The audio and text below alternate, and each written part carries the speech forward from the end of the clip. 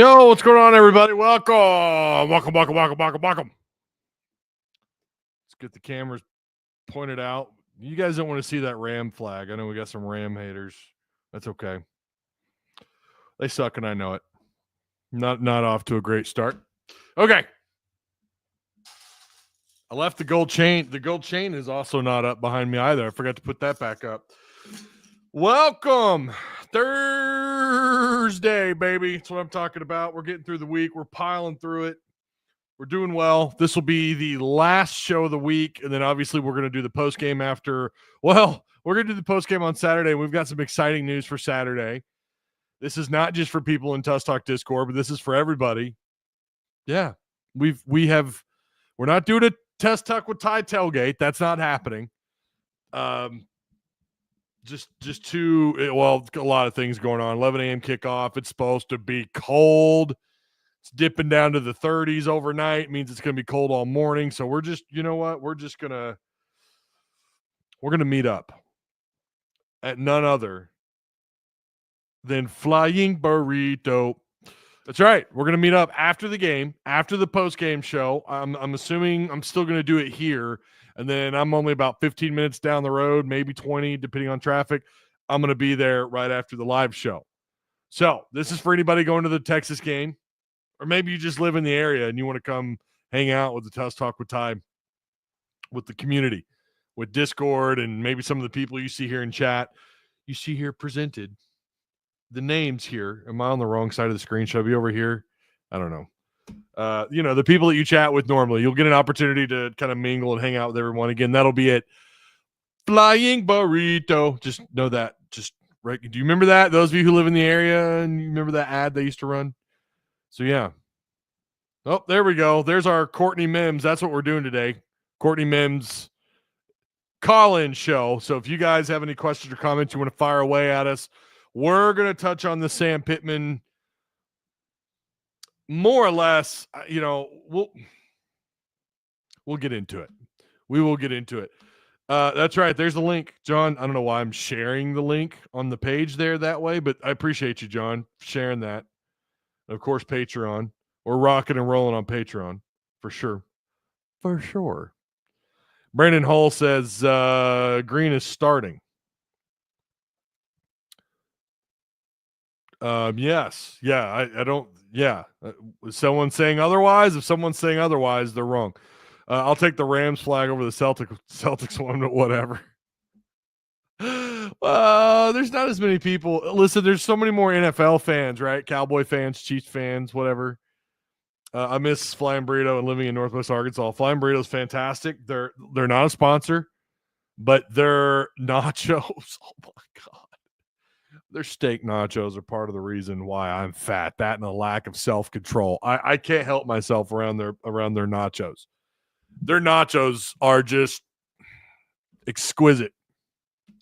Michael Perry says, shaking my damn head. Shaking my damn head. Pittman coming back with the you gotta be kidding me emoji, right? Okay.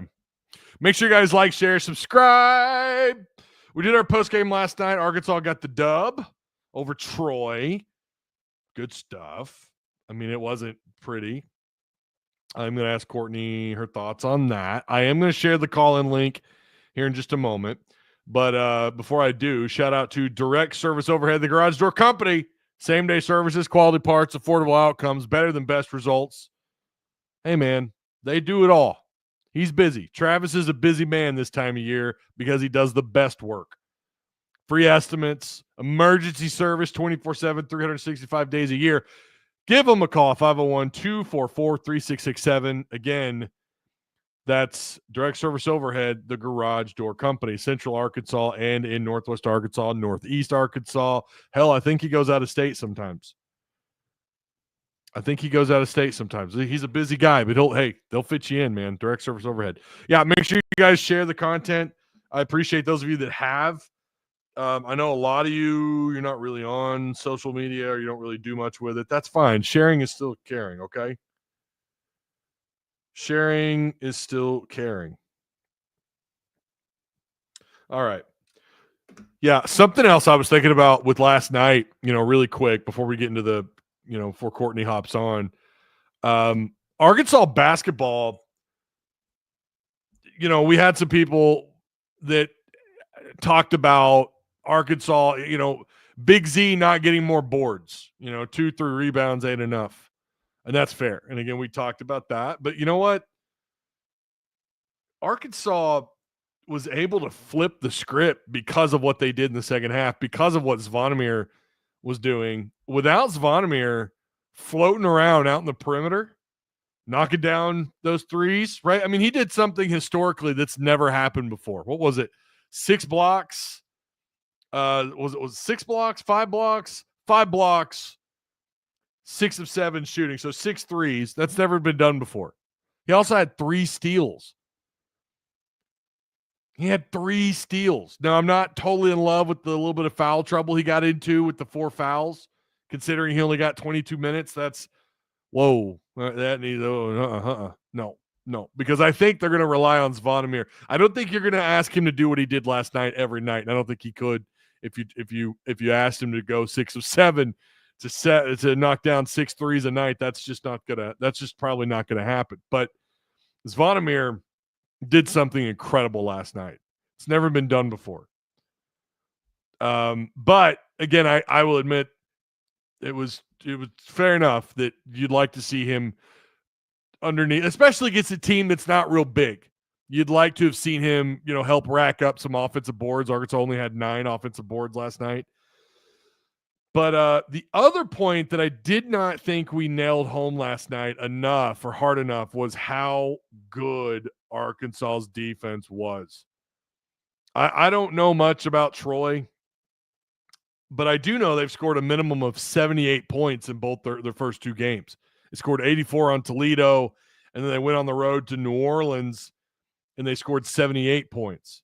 They didn't even cross the half-century marker on Arkansas. I think that's going to be this team's identity. Another thing that was discussed on Twitter, I think it was Ben Brandon. We follow each other on Twitter.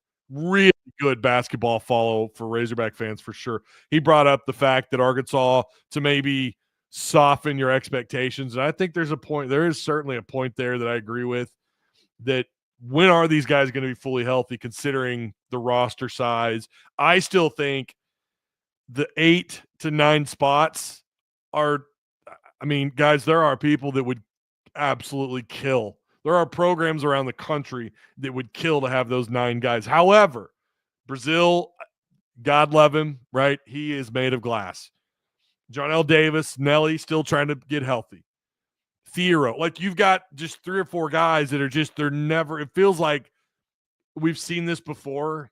And it's a solid point that maybe your 9 wasn't enough. That's something I hadn't considered when I put out my early prediction after the Kansas game. Something I didn't think hard enough about was, wait a minute, you got injury-prone guys on the roster and guys still recovering. Am I going to come down off the 14-4 prediction? Yeah, I think I would.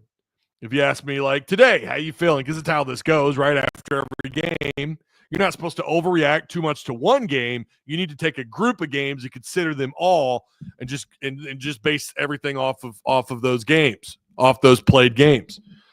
And I would have a hard time seeing Arkansas get to 14-4. I'd have a hard time seeing that.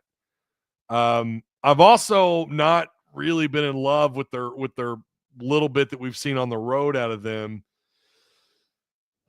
I don't know. I'm not going to give out a new here's where I'm at now. I want to wait. Obviously, you don't play again until Monday. Coach Cal was unaware of that. You don't play again until Monday. But you've got Pacific coming up on the 18th. Maryland Eastern Shore Hawks, who are terrible. They're 1-3. How good is Pacific? They're like 3-1, right? Yeah, they're 3-1. Yeah, and you've got U of A. I'm sorry, you got U of A LR after them. Okay, my bad. Yeah, you got U of A LR. So there's a lot of questions here. Oh, I didn't even see Courtney's here. I'm sorry, I was going on basketball. Here she is. No, you're good. I was enjoying listening to the basketball discussion there. I was enjoying listening to that. So it's something I didn't hammer home last night in the postgame show was just how good Arkansas was defensively. We're so hyper focused on what they're not doing on offense, what's not happening here or there, how poorly they shot the free throw line. All relevant, but their defense was fantastic. I was going to ask you if you got to catch the game and just your thoughts. yeah, I actually went as a fan last night. If you can believe it or not, guys, I literally sat in Bud Walton Arena as a fan. I never get to do that. Just got to enjoy the game, got to yell at the refs like I like to do when I'm not on media row. And there was there was a lot of yelling at refs, which the people I was sitting around really enjoyed. But you're exactly right. Defense of this team, you're gonna see defense outshine the offense right now. If you look at Cal's teams in years past, guys, the defense looks better at the beginning of the season than the offense. And he tells you why that is straight up. He says, we work on defensive concepts more in practice than we do on the offensive stuff. That comes with my teams. That usually comes. And it takes a little while to get us clicking there. But defensively, we hit those concepts hard. And a lot of basketball coaches do that. You've heard the age-old phrase, defense wins championships. Our defense can create offense. And that's exactly what the good coaches do. They start with the defensive stuff, and then they get to the offensive stuff. It's a lot easier to go that way than the opposite way, if that makes sense. My dad does the same thing when he starts his teams at the beginning of the season. Defense, defense, defense. They hit it hard. So how close were you? Were you close enough that you could hear Cal? I was actually, so I'm in section 104. That's where our tickets are for like the station, that when we get tickets, that's where our tickets are. So 104, okay. It's closer to the opposite side of the court, like where they have the people who are sit courtside are. Okay. And then you're on the side that's by the opposing bench. So I'm closer to the opposing coach, but I can't really hear any of them. I will say, though, my voice does carry. So Heartbroken Hog, I was giving the refs a little bit of help. I definitely I'm getting corrected, I guess. Maybe I pronounced U of A-L-R wrong. U of A-L-R. I'm sorry, Bill. My bad. Or bad, could you just call him Little Rock? Like, is it? I just call him Little Rock. I just say, Little Rock. They're playing Little Rock. They're playing the Trojans. It is early. You're not wrong, James. It is early, but I listen, and I was going in on because I picked Arkansas to go in SEC play to go 14-4. And I was stating that I would. That's a lofty prediction with how tough the SEC is every single year. I mean, you can be a really, really good team and still not be that. I'm just saying, I looked at, I'm sure a lot of us watched the Kentucky Duke basketball game the other night. And I was genuinely, I knew Mark Pope had put together a good team, but I guess I didn't realize it was that good. And I'm like, okay, this is a good ball club, but there's so many others. I mean, we could go down the list. Florida is going to be competitive, Alabama, of course, Auburn, Tennessee. I mean, Rick Barnes has put together, he did some work in the transfer portal, put together a great team as well. So again, the SEC is going to be tough. So I don't even like doing any predictions because I think there's some games that you could be like, this is a win, this is a win, this is a win. And then they're going to go beat Alabama or beat Kentucky and then lose to LSU. Do you know what I mean? Like, it's just, that's how crazy it is in the SEC. It's tough. It's so easy, like, especially when you look at 1 through 9, this team is, good Lord, I've had Blake Level on from Southeastern 16. And even he was like, I think this is one of the top 3 rosters in the SEC, maybe one of the top 5, top 10, or top 8 rosters. Is a conversation I think we had. Pretty sure that was Blake that said that. I don't want to misspeak, but I think he, in another chat, he had said something about Arkansas having a top 8 roster nationally, which is not saying, I mean, that's not a shock to anybody who's been paying attention.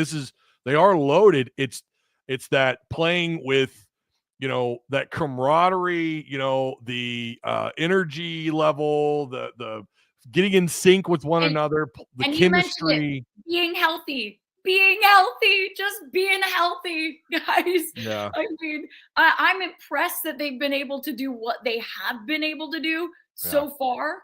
just now, this early on this season, with how their practices have been. When you cannot do, like, it's the other night when people were asking me, Courtney, they sucked against the Baylor zone defense. They absolutely sucked against it. Well, how do you get better at facing a zone defense? Practice. Yeah, usually scrimmaging, live situational basketball. Do you know what they haven't been able to do in practice? No, scrimmaging, live situational basketball.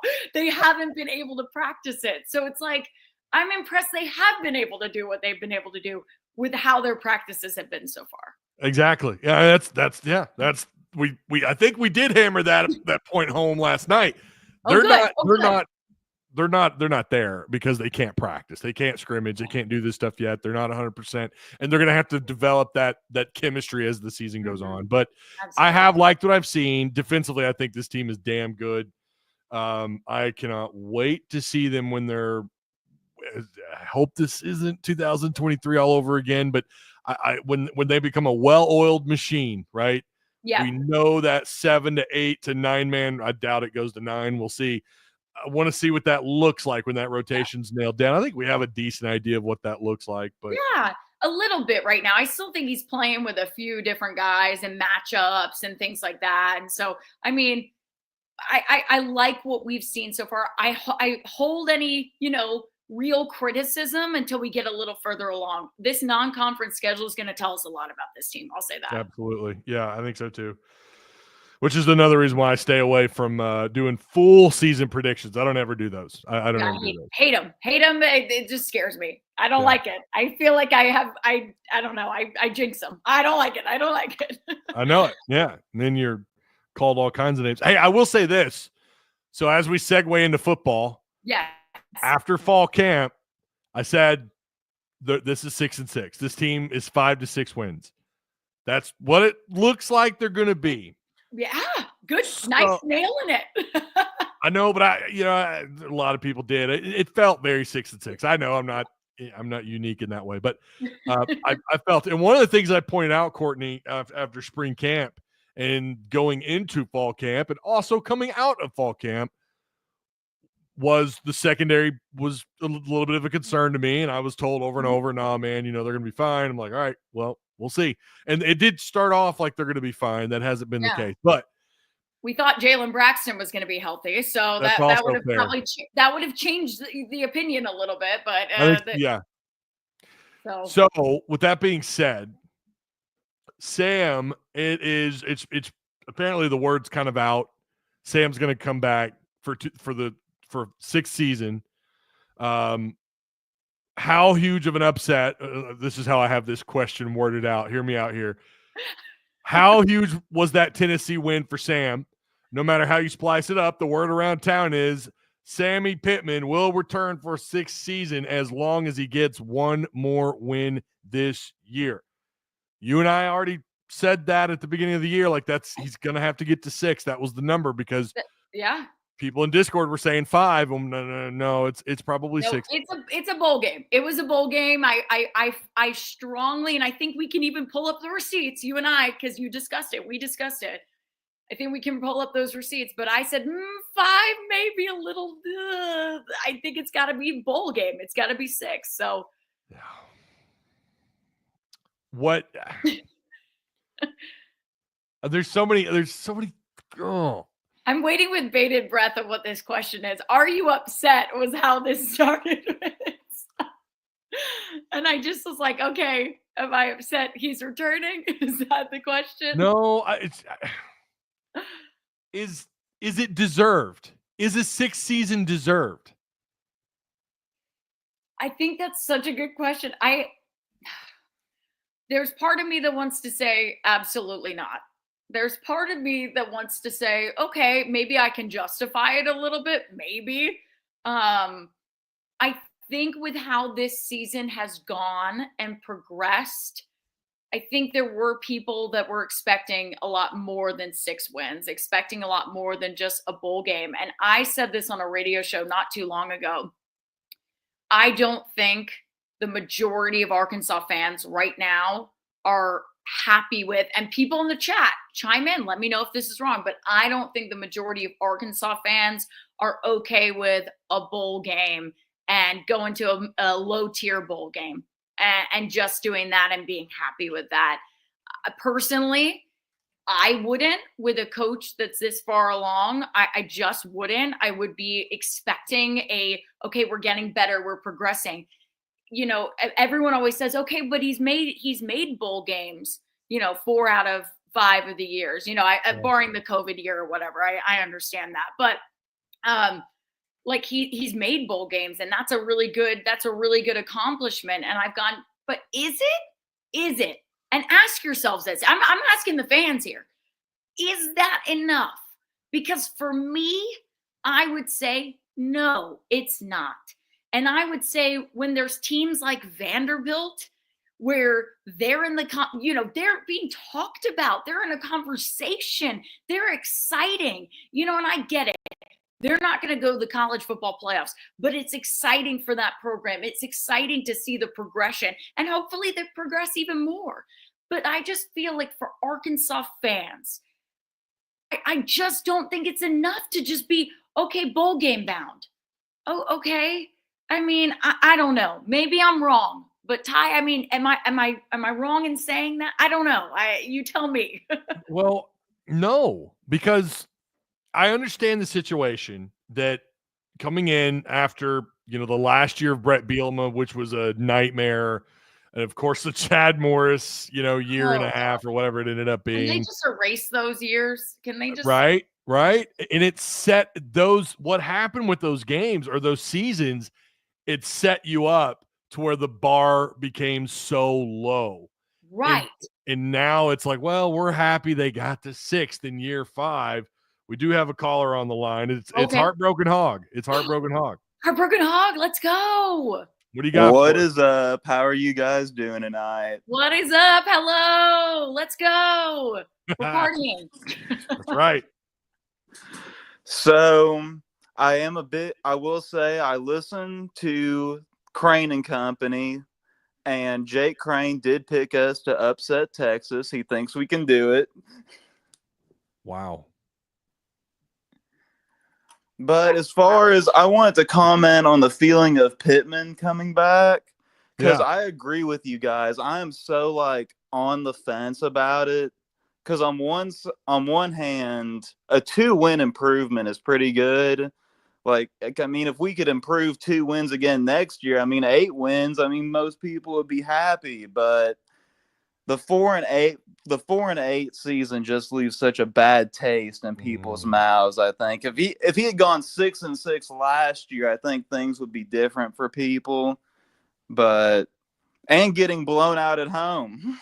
Yeah. I mean, you're right about that. I was about to say, the loss to Ole Miss was quite frankly embarrassing, and embarrassing for the program, embarrassing for people to actually pick Arkansas to upset Ole Miss, national media and things like that. It was embarrassing. And so I agree with you. I think that right now you can't get it out of your head. The 4-8 season, yes, but also that loss to Ole Miss. It's hard for me to sit there and go, I'm okay with it. Do you know what I mean? Heartbreak Hog, I feel like you're there. Yeah, I understand what you mean completely. Yeah, that Ole Miss game, I know people that were on 100% in on, okay, yeah, we're going to lose to Ole Miss, but as long as we get to 6, I want Sam back. I want everything back. Even those people they're done. In fact, a buddy of mine is selling his tickets, and this is a guy. It shocked me when I got that text. Like, whoa! He wanted me to put the word out, but I guess he already got rid of them or handed them off to somebody. But that Ole Miss game broke a lot of people, and it really did in terms of just their fanship, right? In terms of what their expectations were for this team, you could understand a close loss to Ole Miss. Yeah. Or just a hard-fought game. Doesn't have to go to overtime, but a hard-fought game. The way they laid down and just, and I don't care if Lane was trying to run the score up or not. It's your job to stop them. And what really sucked about it is it just brings your mind straight back to the 4-8 season when we got blown out by Auburn and Missouri to end the year. Yep. Brandon, it is. Anybody can call in. Yeah, that link is for everybody. Anybody can call in. You just click it. Yeah, I mean, it truly is just a weird. It's just a weird feeling. I don't want to say, oh gosh, no, I'm completely, baffled by the decision. I get what you're saying. Like, you're right. Improving by 2 wins is impressive from a bad 4-8 season, and getting to a bowl game. While I say that the expectations should be higher, getting to a bowl game is, it's good. It's good. And it's what a lot of programs strive to do. So I'm just on the thing of we're here in year 5. It should be higher. That should be higher. I agree with TC here. 6-6 and being bowl eligible shouldn't be a goal, but that's where the bar is set. Exactly. See, and then so next year, if we go 6-6 again, Pittman is definitely out then, right? That was going to be my next. It's funny you say that because I was going to segue into that. What are the standard has to be way higher next year. The bar has to be higher. It has to be. It's got to be another 2-win improvement to me. I agree there. And especially when you have, let's say, okay, Pittman comes back, right? Then you're assuming, right, in a perfect world, maybe that Bobby Petrino comes back. You keep your staff together. You keep Travis Williams. You keep your staff, right? And hopefully the idea is, right, you get Taylon Green back and he has another year. He's had a year to develop under you. And now we're going to really see him shine. And so that's where I feel like, okay, what can this team do next year? And if it's 6-6 again, I'm going to be like, what is going on? What is going on? What are we doing? That's the truth. Steven says I'm literally just hanging on to one more year with Bobby Petrino, but I'm a homer for Petrino. I mean, Hey, I appreciate a lot of fans are. I feel you. Yeah, for sure. Heartbroken Hog, I appreciate you, man. Thank you. Yeah, one more thing real quick I wanted to say. I love Petrino too, and I think year 2, Taylon Green will be a lot better, but what worries me is half our team is going to turn over in the transfer portal. Yeah. That's fair. It is fair, and here's the thing though. We can't worry about that. It's gonna happen. That is the nature of the beast right now with the transfer portal and NIL. That is the nature of the beast. The question is, how many players do you lose? How many players do you lose? And this is where I think comes into play this NIL money that supposedly they're gonna get. How much money are they actually getting? I have no clue, guys. I have no clue. I've heard rumors of how much it is. I have no clue. It could, again, I've heard a variation. I'm like, I don't feel comfortable with either of these, saying either of these numbers. But how much money is it? And is it enough to keep these players? Is it enough to keep enough players here at Arkansas? It's going to take a lot. I think all right. Well, thank y'all. Y'all have a great night. Let's go shock the world this weekend. Real quick. Are you picking Arkansas, Heartbroken Hog? We got to do that with these calls. Are you picking Arkansas or Texas? Oh, man. I'm going to do it. How about 24-21 Arkansas? Let's go do it, boys. Wow. Okay. I love the enthusiasm. That's all you need is sometimes it's that hope, I love it. He's got Arkansas. I'm writing it down. I appreciate you. Oh, he already left. Okay. But he said, bye. I don't want to be here anymore. Bye. Again, and for everyone we've kind of left the assuming stage. We're in the it's looking like he's back. That is basically what's happening. I mean, and here's the thing. Like, obviously, that hasn't been, Hunter Yurachek hasn't put out a statement not like official. Scott Strickland or anything like that. So let's just say that. But all intents and purposes is I've heard before the season that if he gets 6 wins, he's back. Yeah. Like that's what I heard before the season. So it's always been 6. We've known that, and this shouldn't come as a shock to some people, but it has. Yeah. I got word, and I didn't. What's sad is I checked Patreon, so I got someone who texted me. Someone I'll just say it. It's one of my what I used to call 4 horsemen, people that I trust. It's really more like 2 to 3 now, but and woke up to a text, and he said, have you checked your Patreon yet? And I thought, uh-oh. And then he said, well, before you do, I'll just tell you. So this is kind of where it's coming from. For me, this is where it's like, if he's saying it, I'm just going to say it. It sounds like it is a done deal. All right, we got Brandon up. What's going on, bro? First time caller? Yeah, I mean, I watch the show all the time, but I was like, well, let's go ahead and get in here. All right. What do you got for me, man? Man, here's this. How I feel about Pittman, I'll start with that. It's like I want him to go, but it's at the same time, it's like, is it worth restarting all over again, rebuilding everything, losing all these coaches, losing all these players? And then it's like, say we did that and restarted. I mean, we can go win only 2 games next year. Maybe not even that. But it's like, I'm not happy. I'm not satisfied going 6-6 for a bowl game. I'm not. I mean, I would think a lot of Arkansas fans would agree. You know, we can't go 9-4 one season and then from there just drop down. Like that looks bad. And then my biggest thing is we have another quarterback, our backup quarterback, Mekhi Singleton, who's pretty good, who shows some good strengths. And it's like Taylor Green. I like Taylor Green. Don't get me wrong. I like Taylor Green over any quarterback right now. But it's like his inconsistency, his inaccuracy. I think it's like for this game, it's like, why don't we give Singleton the chance to step in and let him start? Because we saw what he did at the end of the Ole Miss game.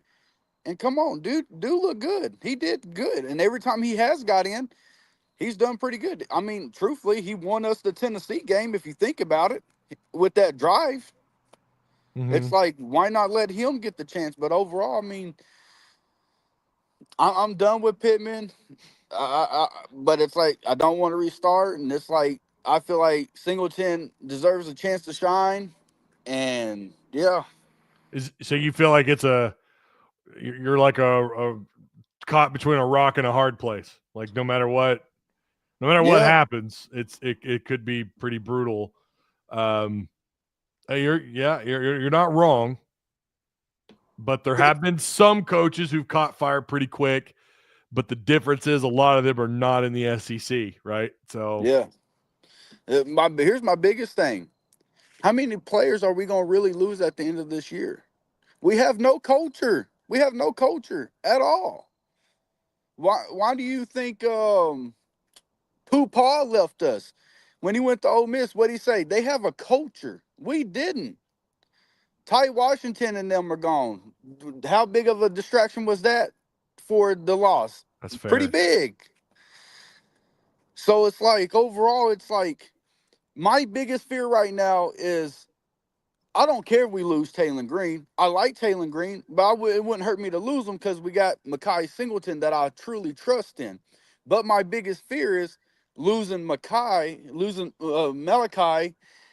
and yeah, we got KJ Jackson, but it's like I really feel bad for Singleton for him not getting the chance that he deserves to shine as a backup when his main quarterback is struggled and caused us losses this year. When Malachi could have done something different. Yeah, I hear you. We got people calling in, lining up. I appreciate you calling in. Brandon, before you go, who you picking? Arkansas or Texas? I'm going to have to go with Texas. I'm going to be real. Okay. I'm going to say Texas. I'm gonna have to. I'm being so real. After seeing how we've been playing, I mean, defense ain't been playing great, offense ain't been playing great. So give Tech. I'm gonna call it Texas 52, Arkansas 10. Whoa! Wait, what did he say? I was reading chat. 52-10. Woo! 52-10. Yes. Ole Miss put numbers on our head, and I think Ewers is going to expose our defense again. We struggle with veteran quarterbacks. We can't handle veteran quarterbacks. Also true, yeah. All right, man. I appreciate you calling in, Brandon. Appreciate it. Take it easy, man. You too. All right, we got Matt coming up next. We have more questions. And let me read this really quick. Yeah, sorry about that. I had to during his call, I had to take my dog outside because he was whining. So I apologize, guys. You're fine. I was sitting here reading chat and I had something pulled up and then I look, you're outside your house. I had to take care of the dog, people. You're good. He was just as mad about the Pittman situation as everybody else. He was whining about it. So you're fine. No. I was like, wait, what's going on? She's outside. Someone had brought up that Green wasn't the only problem, and I can't find the comment now. But yeah, and then honestly, it was Brandon, right, who just called in. Sorry, yeah, it was Brandon. Yeah, that was awesome, Brandon. Brandon, great stuff. He makes a really great point too about which players leave, and give it Singleton taking bringing that whole situation up. If Taylon Green comes back, which we have heard is a very likely possibility if the staff stays the same, there's a good chance that he comes back. If you're Malachi, I don't think you come back. I mean, I'm going to be honest with you. I think that kid is good enough to start somewhere. And so here's the thing. If Taylon comes back, I think they're going to put their eggs in the Taylon Green basket. And if I'm Malachi Singleton, I mean, I love the kid. I hope he stays. But you got to understand what we've seen of this guy this season and what he has shown. He can start somewhere else. You know what he's done? Do you know what he's done? What? I'll tell you what he's done. Every time we see him take the field, his paycheck is getting bigger and bigger and bigger. Yeah. Because he's not had a moment yet where we're like, oh, I don't know. He's adding value to his name, and that means it might cost a little more to keep him. And once he hits that portal, he knows someone's gonna offer up. I think he's gone. I mean, I know the question was just asked, and I forgot who just asked it. I'm sorry. No. The comment was there. But I think he would leave. If Taylon returned, I think Malachi would leave. That's my honest opinion. I hate to say that. I just think the kid. Here's the thing, guys. They're looking at what's the best deal for them. They still want to play the game of football. They're not trying to cash an NIL check being a backup. They're trying to play the game. So if they know they can start somewhere else and get money for it, it's a perfect situation. This guy also has dreams of playing in the NFL. Okay. Nope. How are you going to get that? You're not going to just make a career as a backup. So Singleton of Florida, if anywhere, listen, I would appreciate that, but I don't think that's happening. DJ Lagway is going to stay there because Billy Napier's staying there, and that's their guy. So Malachi wouldn't go somewhere where he's going to be a backup again. He's going to go somewhere where he can be the starter. That's genuinely. Yeah, I agree. Let's get Matt on here. What's going on, Matt? What's up, Buttercup? What are you doing? I'm driving home from Springfield, Missouri. I had to pull over and at least get my little 2 cents in. All right, let's hear it. All right, so the thing with Sam is I've went through the same little ups and downs. He can, he can't. But for me, I think it just boils down to it's hard to digest kind of being told, not from any one particular person, but just in general as fans well, if he gets 6 games, he's going to stay, and you just kind of got to deal with it when fans are being expected to come out of pocket more for things like tickets and gas to get there, and then concessions are going to be going up with all this stuff. And we're told, hey, enjoy year 6 of the guy that takes timeouts before fake field goals. That's just unacceptable. Like, I want Sam to do well. I love Sam. If he was fine, I hope. Yeah, it just is what it is. But that's BS, man. He called a timeout to fake a field goal attempt. No, I mean, he called the play, and then he stuck to that play when everyone knew it was. I'm sorry, I can't. But don't worry though, it's okay because you can go after that play to feel better. You can go get like a $15 beer once all this crowdfunding stuff starts, so that they can pay the players from the school. That's why it's BS. You can't ask more for the fans and then ignore the fans with this mediocre BS year in, year out, because Sam is going to probably win one he shouldn't. But he's also going to hand at least 3 games away that he has absolutely no business doing. And those aren't games in which talent was the issue. And it's just like, man, it's hard to digest it, man. 6 wins is just, for me, I think, even if they win out, even if they were to win out this year, next year the schedule there's not a negotiation. The schedule gets harder next year. It does. Yeah. We're going to get lumped up regardless. And then now, whenever he falls flat and then when we're head coach searching, Now, how's the program going to be viewed at that point?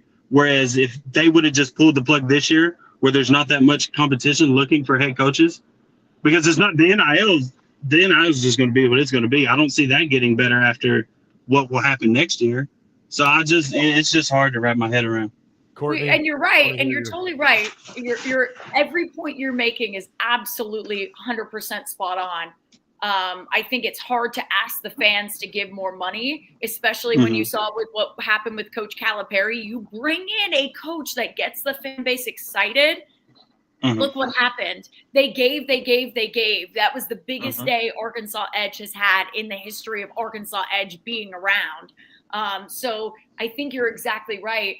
What I think is interesting is that there's still the promise of NIL getting better next year. I want to see what happens because this will be intriguing how much money they actually are expecting to get or have already and have to play with. If Sam has more NIL money and can get more talent from the portal and can get better talent from the portal, what kind of team does that look like next year? And does he still fail or does he still not do as well as he should with a team like that? I'm just curious. I'm it's at this point, I'm just like, all right, what's going to happen? I will say that in 2022, correct me if I'm wrong. Someone in chat will probably look this up and I don't have it on my screen. They actually had a pretty good transfer class. I think it was a top 15 class, which is still bottom half of the SEC. But I mean, they brought in some pretty good players, and I remember, it was considered a pretty successful year in the portal. We weren't talking about NIL being short at the time. They won 6 games. Yeah. Well, I'll even put it to you like this: start the year over, everything stays the same. Players, we know how these first, however many games have went. Do we lose the games that we've lost in the way that we lost, or at all? If Brian Kelly's our coach or something like that, do we lose Oklahoma State? Does the A&M loss happen? Even with this current NIL, this current players that's on the team, if you upgrade the coaching, do we have the same record with everything else the same? And yeah. No, you're right, and you're right. And I mean, we're talking in hypotheticals, though. It's hard to say. Right. It's hard to say will those same things happen. Do I think in a perfect world? Because here's the problem, right? The Oklahoma State loss. If you had Cam Little on the team, I don't think that would have happened. I don't think that would have happened with this same exact team, but Cam Little on it. That Oklahoma State loss would have never have happened. It wouldn't have, right? Right. Well, the situation we heard with Cam Little. And the reason what they thought was going to happen was Cam Little was going to return for this year. And he wasn't going to go to the draft. And he wasn't going to pursue that. He was going to do it this upcoming cycle. And so that's when they were going to have Evan Noel perfectly lined up to take his spot. Well, that didn't happen. So now we've had to adjust and make sense of it. And they had to go out and get some portal guys. And they just, again, a little bit weren't prepared for that. And so I think it's a different situation when, okay, this is a situation you thought that game would have never been lost if you had Cam Little. So I think it's really like hypothetical. Do you think those games would have been lost with a different coach? Maybe not. I mean, right? But maybe there would have been some other losses. Do you think, maybe Tennessee would have gotten a win? I don't know, but I can tell you this. I don't think the fan base is fired up about it. I just don't. And I think that's the crux of the issue is that you need fans to come pay money, to pay NIL, to pay for new facilities, to do all the things you want to do to keep yourself as a top program, right? And if you can't get the fan base on board with that, then you're dead in the water. I'm sorry. Yeah. I'm sorry. That's how I feel. Moreover than all of this else, you can't get the fan base on board with your coach. I just don't see it being a success.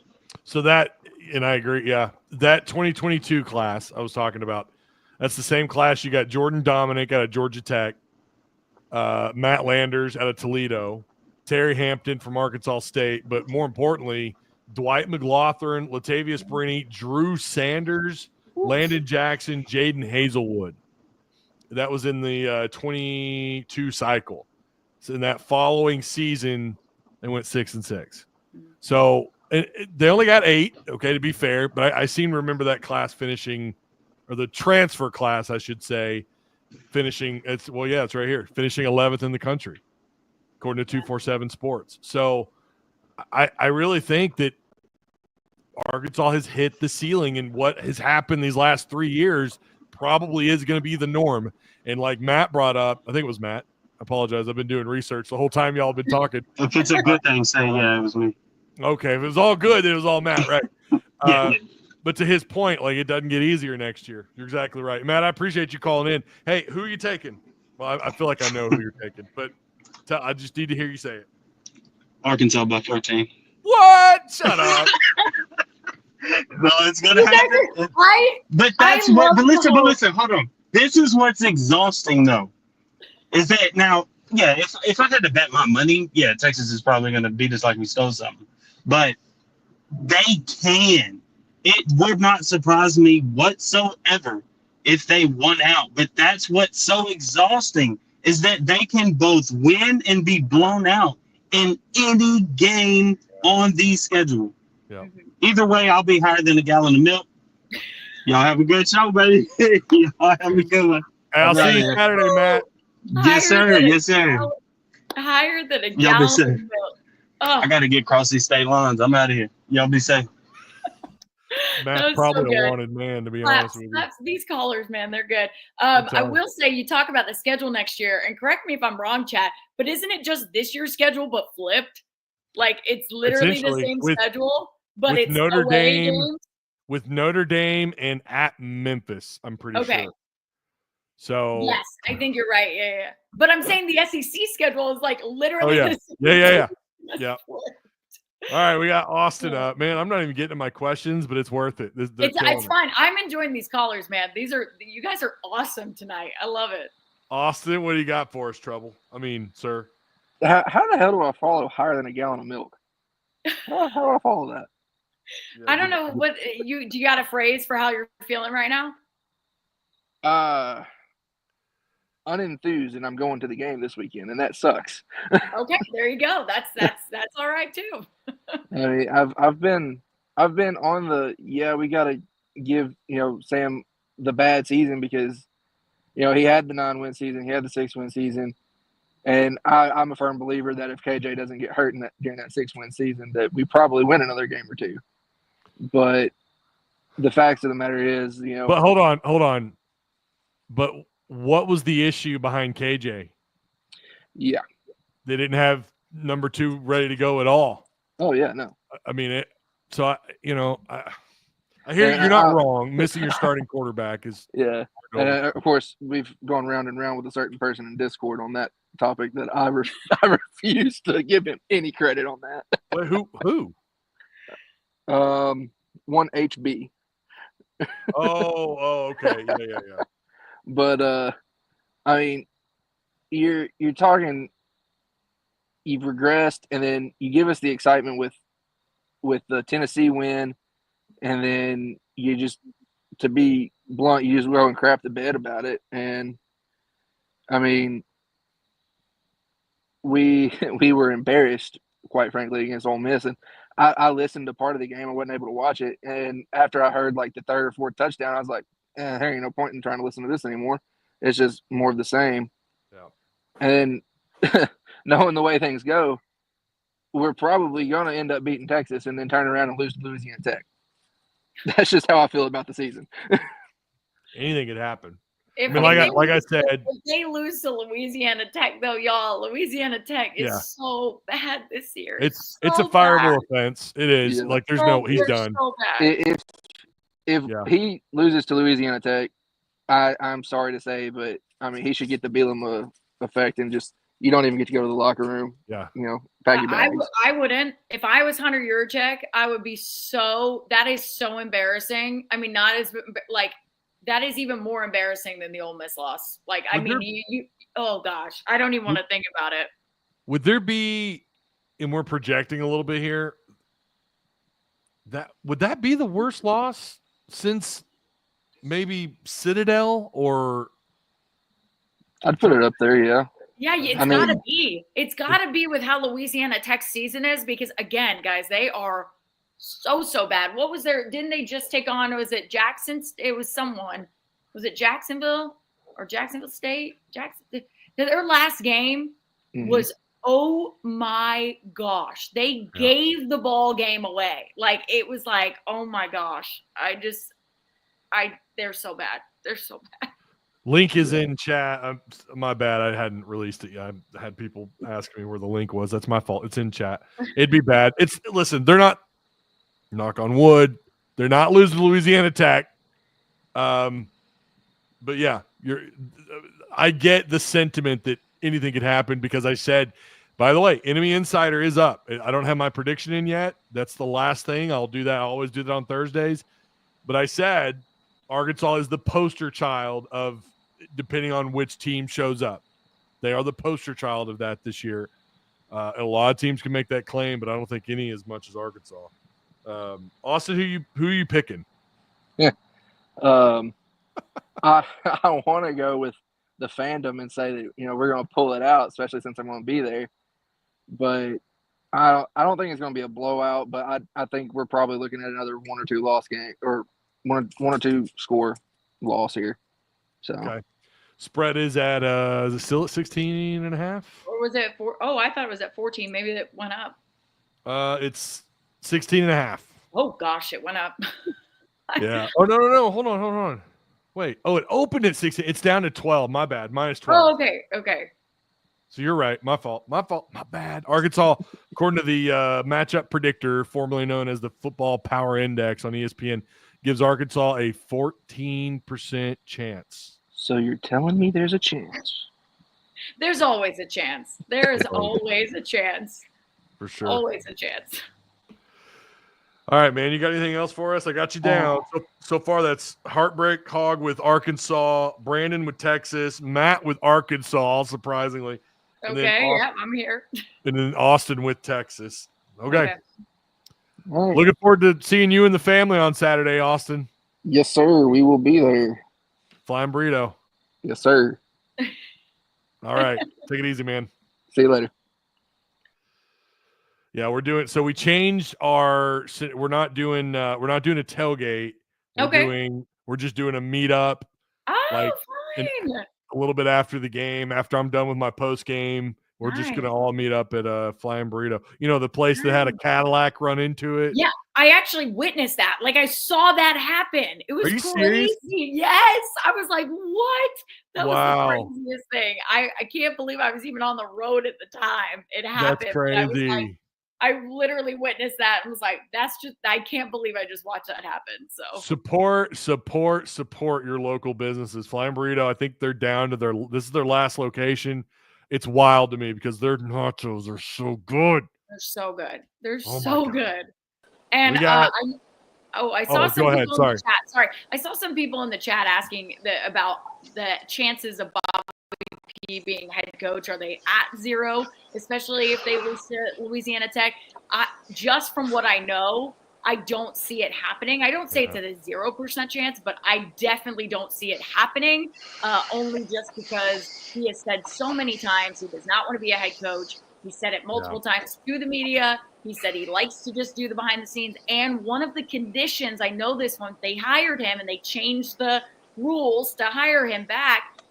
One of the reasons they got everybody on board with his hiring was because he's not the head coach and he doesn't have those responsibilities.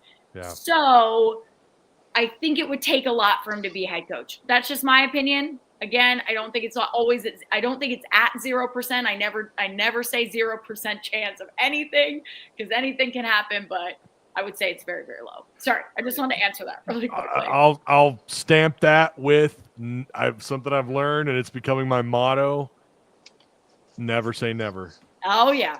If they swing and miss on a whole bunch of guys and they fire Sam, and of course we know now that's not going to happen this year, but next year, I just think Bobby's tied at the hip. John, what do you got for me? You mouth of discord, you. I'm going to behave today. All right, I promise. Okay. You told me I got to be good, but I do got 2 questions. Okay. All right. So my first one is, why do we keep playing guys out of position? You've got Clark at corner, He's a natural safety.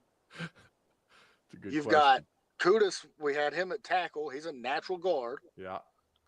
You had Blackstock at tackle. He's a natural guard. Yep. Are we putting guys on the field because of NIL obligation? Are we putting guys on the field because of loyalty? Or are we putting the best guys on the field? I can speak to this. Here's what I know. You didn't mention this guy's name, but this is someone who does have the only way he was coming to Arkansas was this. Joshua Braun will not play tackle. And he's a natural tackle. From what I understand, now I'm not putting words in that young man's mouth. That's just what I've been told. That was part of the deal of him coming up here is he's not going to play tackle. And so that might even be coming from the coaches. I don't know. That might be something the coaches are saying. They don't want to put him there, but that's what I understand to be true. So they're not going to put him there. They're going to leave him at that guard spot. So then that makes you wonder, you know, why is, if it's a player saying that and he doesn't belong there, maybe you should move him out to right tackle. I think he might have taken reps at tackle. I know during offseason he did get some reps at center. I saw him take snaps and they were not good. Yeah, and they were not great. Yeah. So that was his year he came in, not last year, but the year before last. I also want to add that you're not completely off with maybe that there are some loyalties and some playing of people that I think there are loyalties tied there. And I don't want to say too much because I think some of it is off, you know, the record and things like that. But I want to say that I don't think you're far off there. So just from grapevine, I'll leave it at that. I just, you know, I think there are some people that get some playing time that probably shouldn't, but maybe there's a relationship with there that they don't want to mess up again. Yeah. So it's all but written that we're going to be keeping Sam. Yes. Yeah. The landscape is this year with Florida keeping Napier. I doubt Mississippi State moves on. Venables, I'm being told, might be getting the plug pulled at the end of the season. I don't know if they got the money to afford that. And then if that does happen, then South Carolina opens up. If they wait till next year and you get Freeze gone and Levy gone and Napier gone, we're going to be competing with 4 or 5 different SEC teams. Yep. Yeah. And it's real hard to sell Fayetteville when you got those other spots open. And it's also going to be hard, especially when they're all going to be imagine this, guys, because this is happening and we know this to be happening very, very soon is revenue sharing. And revenue sharing is going to be happening very, very soon. Okay. It's going to be a reality that every school is going to be able to pay their athletes and they're going to be able to pay them. I think the cap is $22 million or whatever it is to be divvied up however they see fit. So if it's more goes to football and less goes to all the other sports, that's how they do it.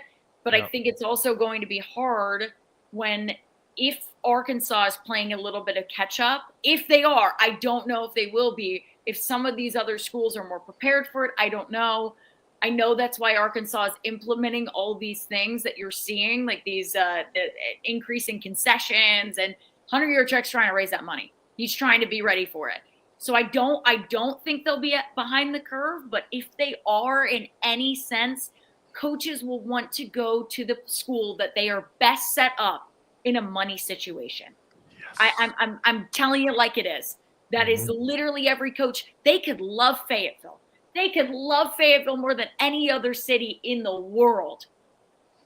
But if the money isn't there, they're not coming here. The coaches know that they are not going to be set up for success like that. Right. So I'm just pointing that out. Okay. John, and you're dead on. I know you've got – Courtney, how are we doing on time?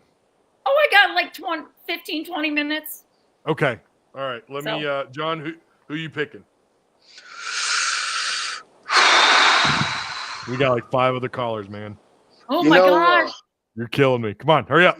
You know my second favorite team, right? It's Texas. What? It's Texas. Why? Texas is his second favorite team. He's from there. Oh, okay. What? Get it off. Get it off the screen.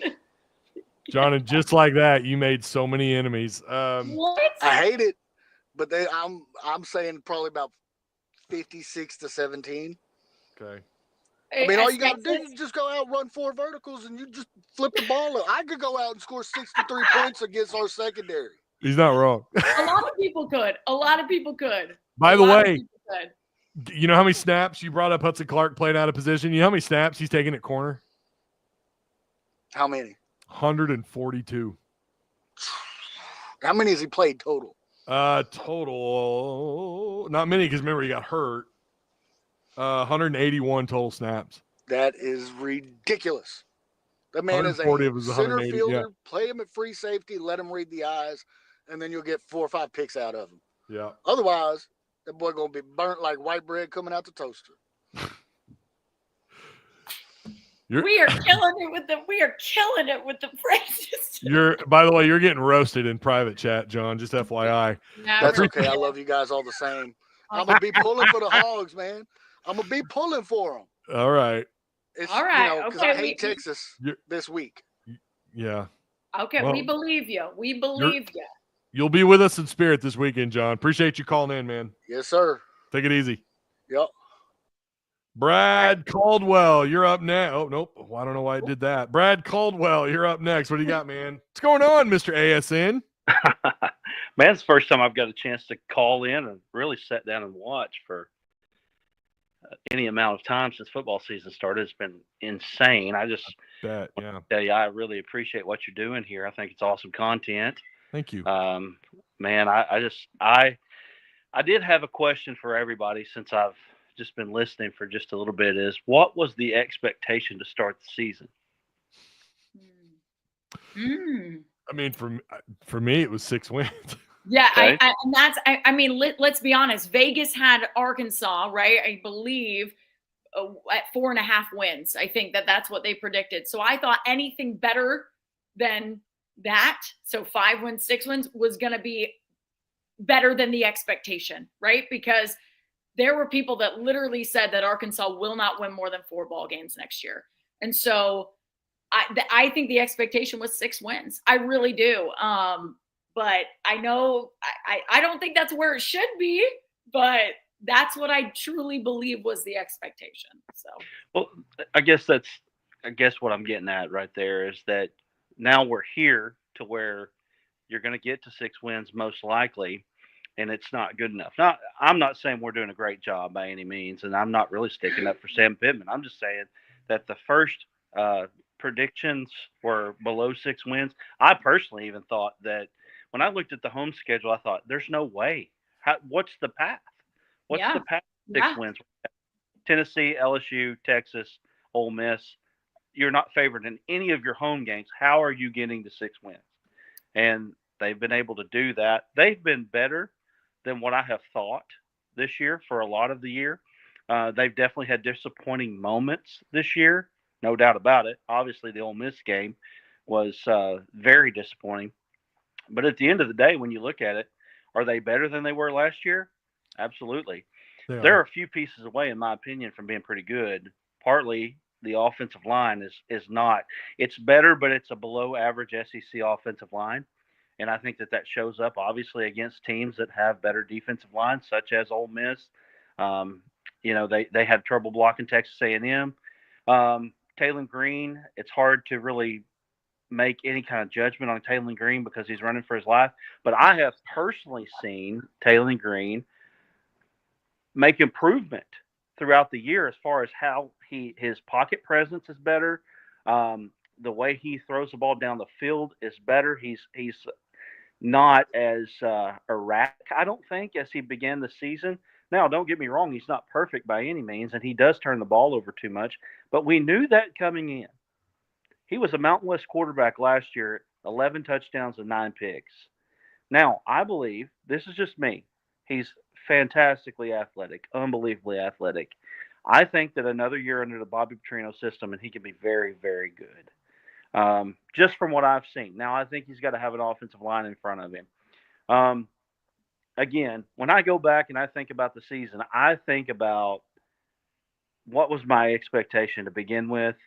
And Not to say they've exceeded it. They've probably met it, maybe exceeded it just a little bit.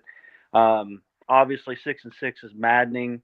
I really felt like last year they probably should have pulled the trigger on Sam. This year, it's hard for me to see them pulling the trigger on him because of the improvement that is there from last year. So anyway, I just wanted to get in here. Ty, I really love what you do. Courtney, you're great. I love this. I appreciate what you guys do. Appreciate you putting this on ASN, guys. Absolutely. Appreciate you, Brad. This is Brad Caldwell, owner and operator of Arkansas Sports Network. You see that logo there on the bottom right, even though I got a comment on top of it. Right there. That's this guy right here. Brad, appreciate you allowing us to be over there. Let me ask you really quick before you go. Arkansas or Texas tomorrow or Saturday? I mean, anybody in the right mind's picking Texas. I mean, okay. Well, I would love to say that I had the money to put Arkansas down and they would win and pull one out. Anytime that Arkansas plays Texas, there's going to be a certain energy in the building that's not there. That is true. So does that mean that Arkansas can win the game? Probably not, and here's why. If Steve Sarkisian was coming in like he was in 2021 and not knowing what he was about to run up against, I would say Arkansas could win the ball game. But because he has seen this before and the energy that is going to be in the building, it's going to be tough for them to pull one out. Texas is just the better team. I mean, that's just the bottom line. They're just the better team. And this is a historic thing. It's not like this is a 2024 thing. This is a thing that has happened throughout the years. Texas has always been better. And we've always been fighting uphill. And that's part of the charm of the rivalry with Arkansas is that we are the ones that are trying to knock off Goliath. Yeah. Chip on the shoulder. Always chip on the shoulder. You're right. Appreciate it, guys. Perfectly. Appreciate you, Brad. Yeah. Thank you. Take it easy, Thanks man. for joining. Thank you. All right. We got Cam up. Let's make it a little quick. Let's get it quick. First off, I don't know how to follow up those two. They were both great calls. Oh, yeah. But I'll just, after those two calls, all I can say is I'm disappointed in both of them because I can't bet against the Hogs. So. Okay. All right. Let's do it. What's the prediction then? I think Arkansas wins by a field goal. I think we make our first field goal of the season. Oh, my goodness. Got a lot of faith in the kickers there. Our first what of the season? What did he say? Our first field goal. Our first field goal? Yeah. They've hit. I think that he's making a joke. Maybe. Oh, over maybe. Maybe. Yeah. Yeah. I think it's a joke of how bad the kickers are. I think. Yeah. I think. Well, I mean, maybe they're turning the corner here with Shipley. I don't know. So Cam, you got Arkansas by 3. Yeah, Arkansas by 3. I got you down, my friend. Anything else? No. Other than Courtney, are you going to be at Flying Burrito or I wherever don't we're know. meeting? I don't know what time you guys will be there. I have a lot. Usually after the game, we do our live shows. So I don't really have a ton of time after the game. But I'll ask Ty if y'all are still there. If I'm done and y'all are still there, heck yeah, I'll come over to Flying Burrito and say hi to everyone. It was good talking to y'all. Appreciate it, man. Anything better. Appreciate you, man. Y'all have a good one. You too. We've had some good callers tonight. Dang. Great calls. We got 2 more. Oh Jimmy my gosh, Fly. there's so many people. Okay, I'm ready. I know. For it. Well, to be fair, we did talk about doing this, like 2 weeks ago or last week? We did. And so now everyone's like, oh, we're going to call in. What do you got for me, Jimmy? Let's make it quick.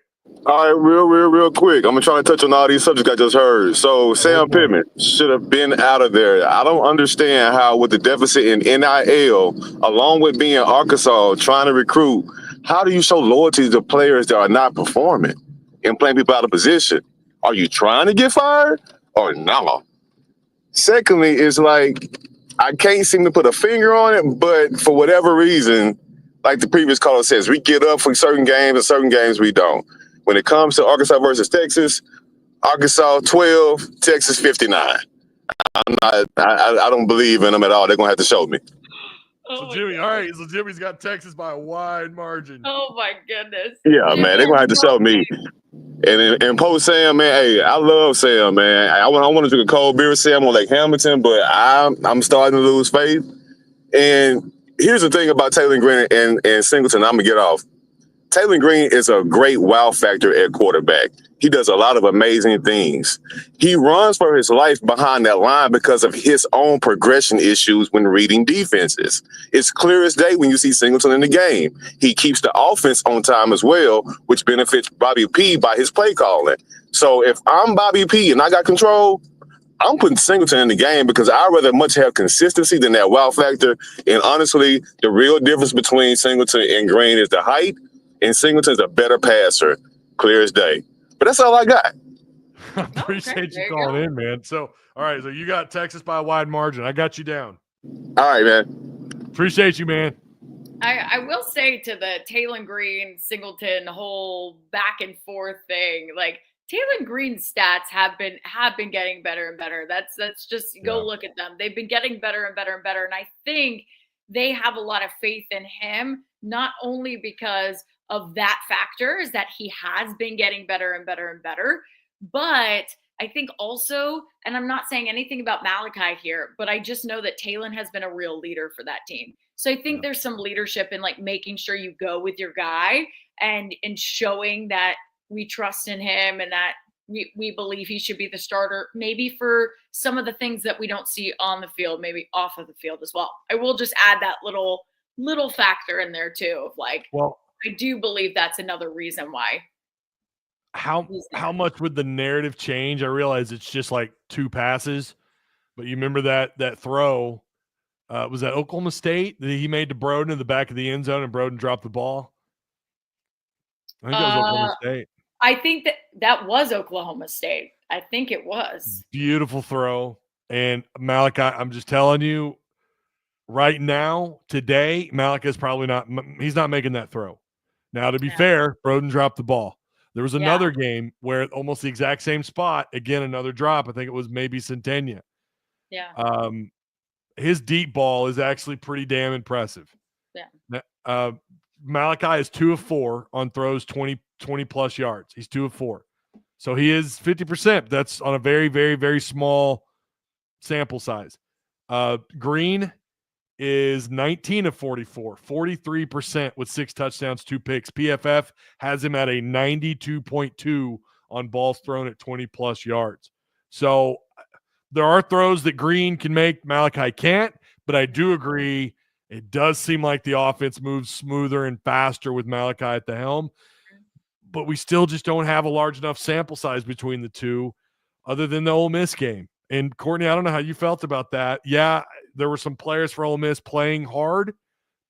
The game was already out of hand by the time Malachi came out onto the field. It's not a very good sample size because here's the thing. Yes, he played well in that game. I'd like to see him play an entire game. I would like to see him play an entire game because we could be having a different conversation if he plays an entire game. And then we see this and we go, oh my gosh, he's your guy, right? But we haven't seen enough yet to say, okay, he's the guy. You know what I mean? He's like, that's, I don't know.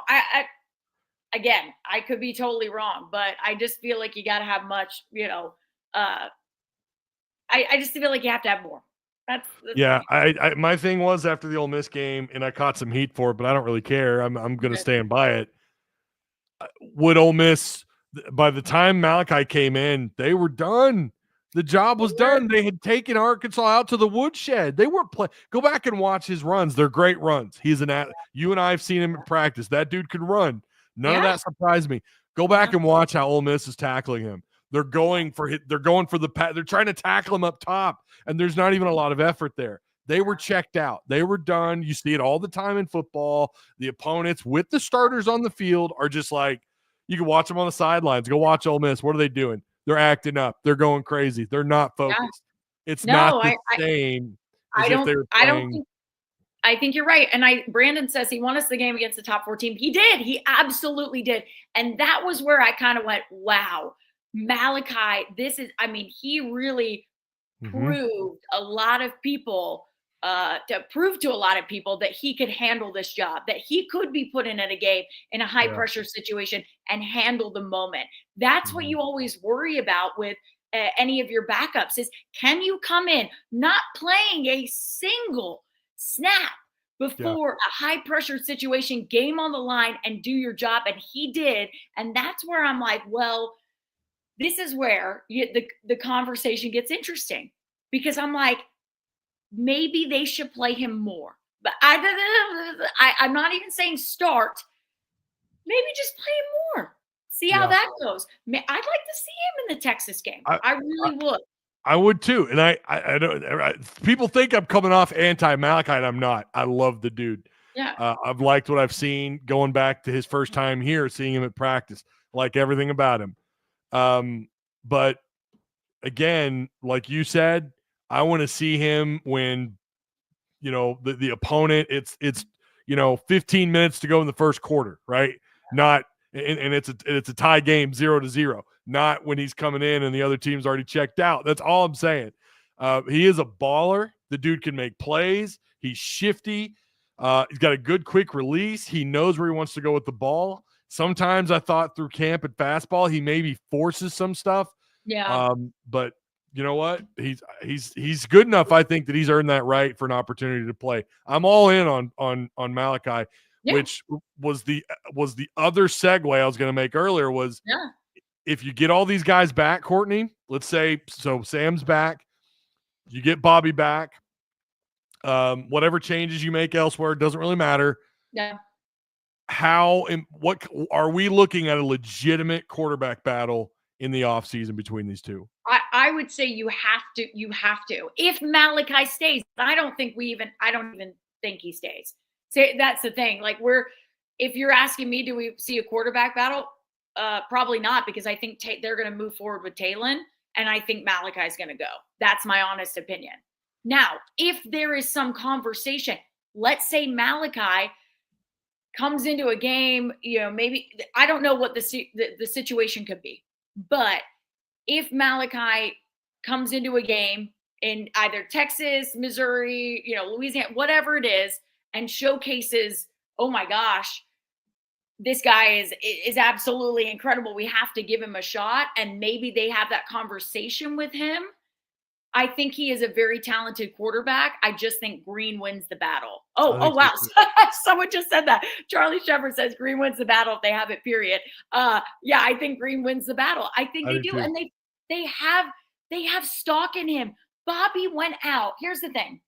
Bobby went out and said, I see something in this guy.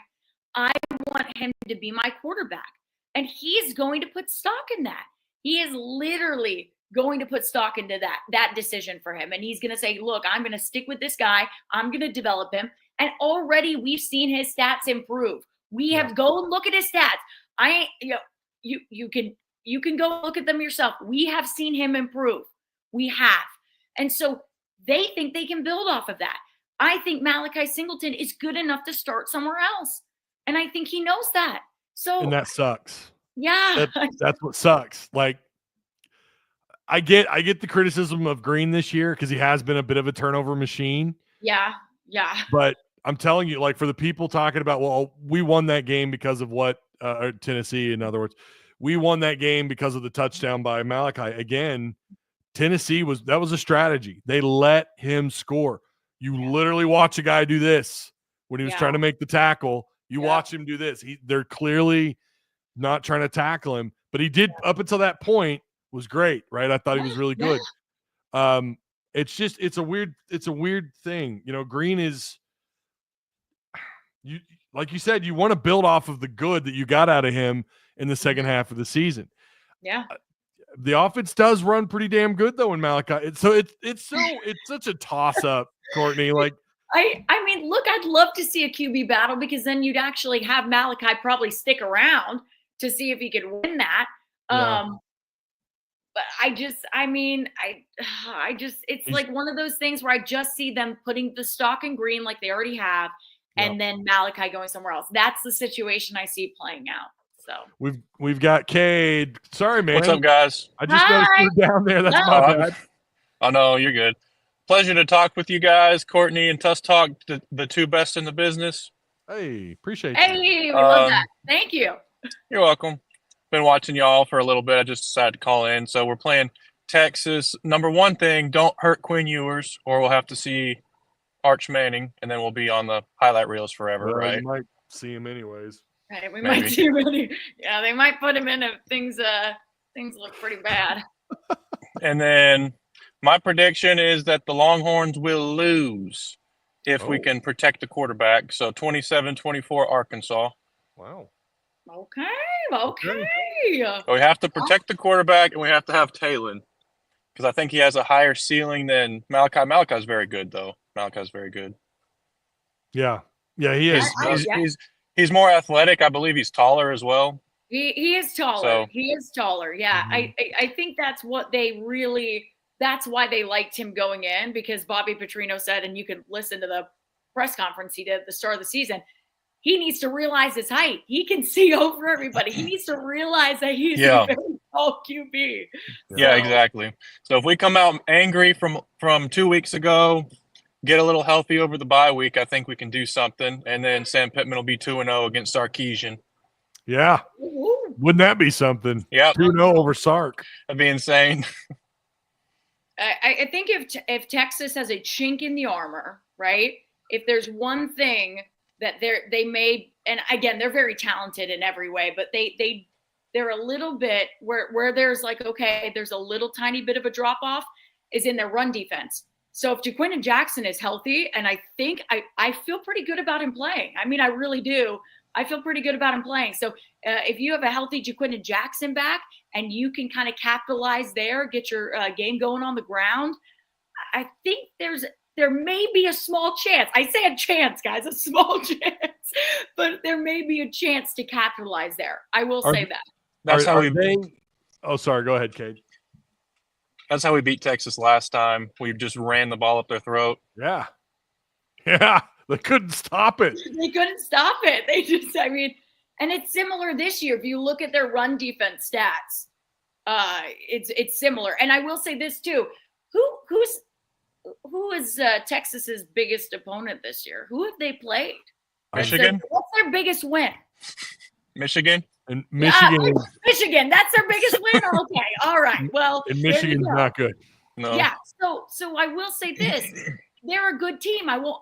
I'm not taking anything away from them, but I think that's also playing up to Arkansas as well.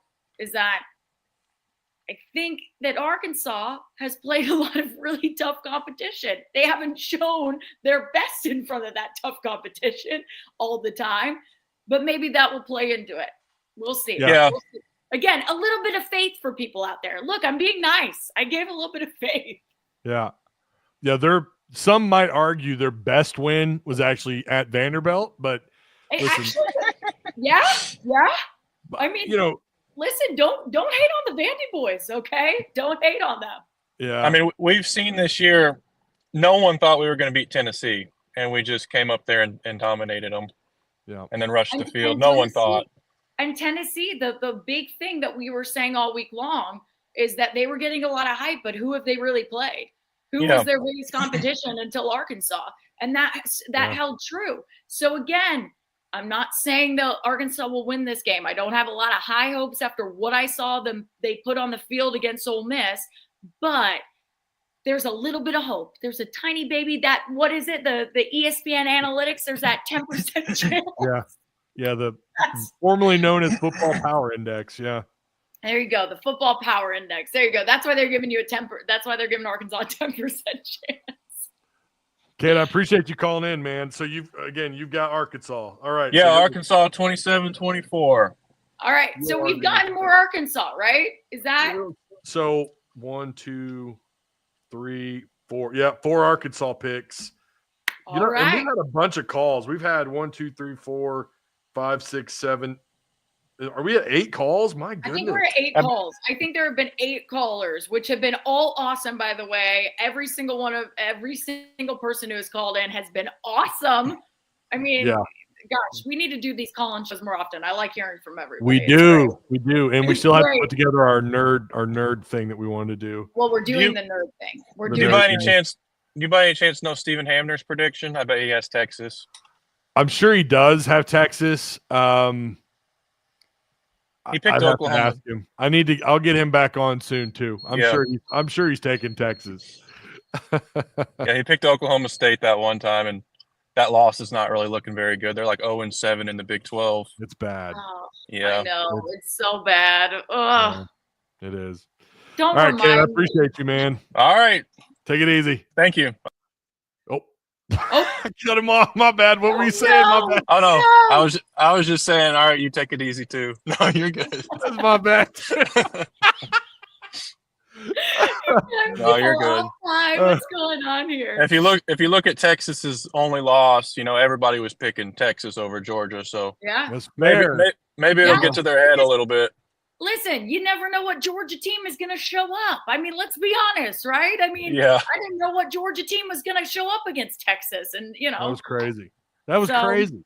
It was. Exactly. All right, Cade. Thanks. All right. Thank you. Take it easy. Take it easy. I'll see y'all. Okay. Okay. Ty, I love this. I'm loving the callers. I might have to leave though, because I only had it about an hour. So. I know. I apologize. That's my bad. What really quick before you go, who you taking? Yeah. Oh gosh, everyone's gonna hate me for saying Texas, but I really don't want to pick Arkansas just based on what they did against Ole Miss. Yeah. So I just can't. I can't do it. Do I have to give a score prediction too? You don't have to. No. I mean, unless you just want to. I know you're rushed for time.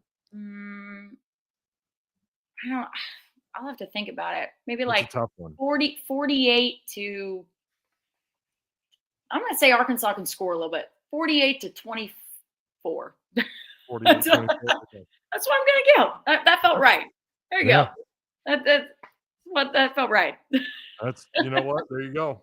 I am taking Texas. Yeah. It's just too. Sorry, guys. Sorry. Yeah. I know that I hate doing it. Don't think I like that saying that. Yeah. Yeah. I don't know. I don't even know if I want to give a score. I really don't because I have no idea. You've got more you've got the right coffee in your system today, I guess, than I do. I'm not ready to make a pick. Yeah. On I the score. I don't know, but Steven, thank you. Thank you I just read that comment. Thank you. That's all. You're so sweet. Your comments were great. Honestly, the callers were great. I've been reading the chat. The comments are great. I mean, you guys have been on fire tonight. Seriously, Ty and I don't even need to do anything. Y'all are just what I'm doing is I'm like reading chat, looking at their scores, writing down these stats, and then trying to go where I can for numbers and try to help the conversation flow. But you guys kill it. You really do. Yeah. Courtney, I do appreciate you taking time out of your evening. Yeah, no, hey, I appreciate always coming on. Hey, I love doing these. So anytime we want to do a caller-in show again, I love it. I enjoy it. If y'all want me back, I'll come back again. You know me. You know we will want you back. We called this the Call-In Courtney Show. Oh, I love it. Call-In Courtney Show is what this was called. So maybe we'll just try to keep these going. Yeah, let's do it. I enjoy them so much. So seriously, I mean, the callers rock. I mean, what did they say? What was the milk comment that was like sour? What was that comment? Higher than a gallon of milk. Higher than a gallon of milk. Oh my gosh. That was Matt in our Discord. That's an all-time comment right there. All Great. time. It was great. It was wonderful.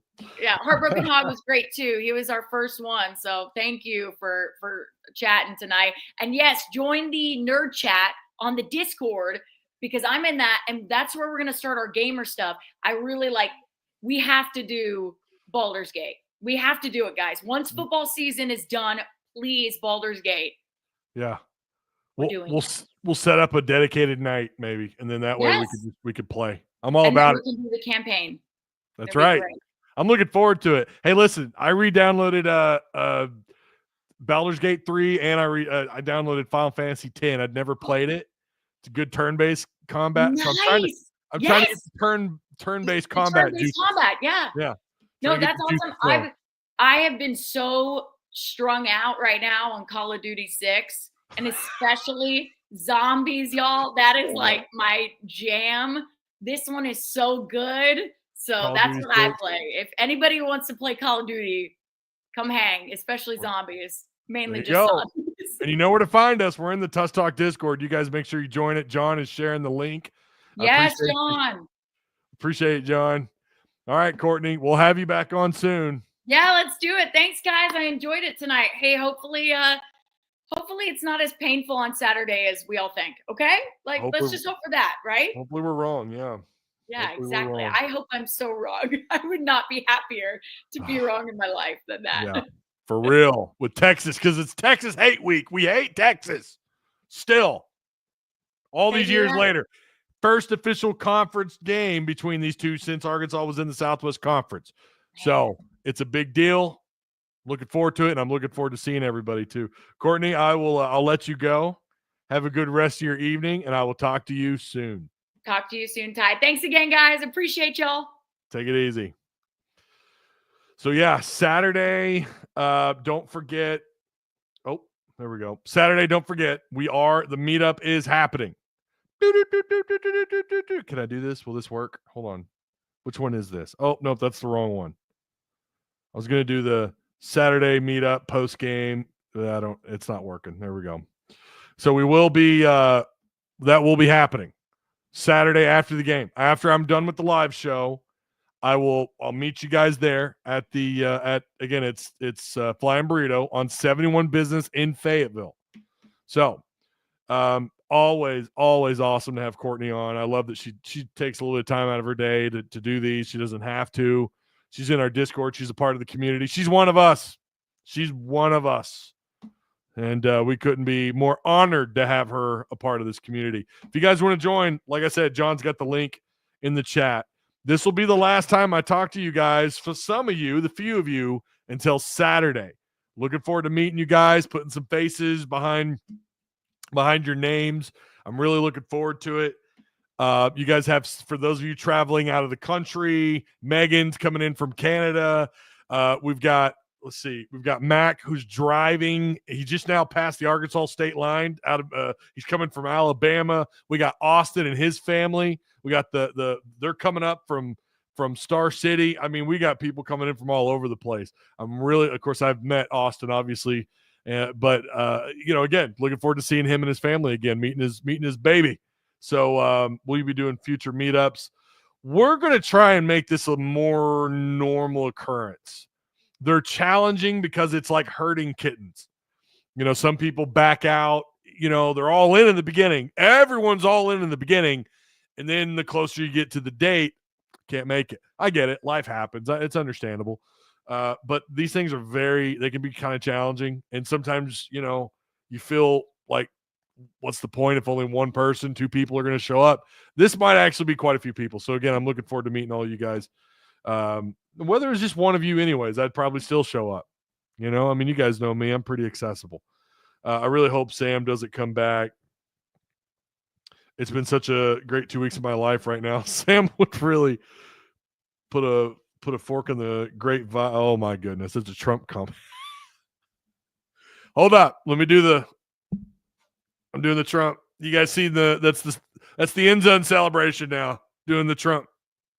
There it is. We don't get political here, but we will do the dance. Maybe that gallon of milk won't be so expensive. Anyways, yeah, looking forward to seeing you guys on Saturday, and I look forward to talking to you in the postgame show on Saturday also. Again, I'm taking Texas. I don't know the score. I have no idea, but it could get out of hand. It could be closer than we think. I don't know, but just depends on who shows up, right? Isn't that the saying? Isn't that how it goes? All right, you guys, be good, and I will see you Saturday one way or another, all right? All right.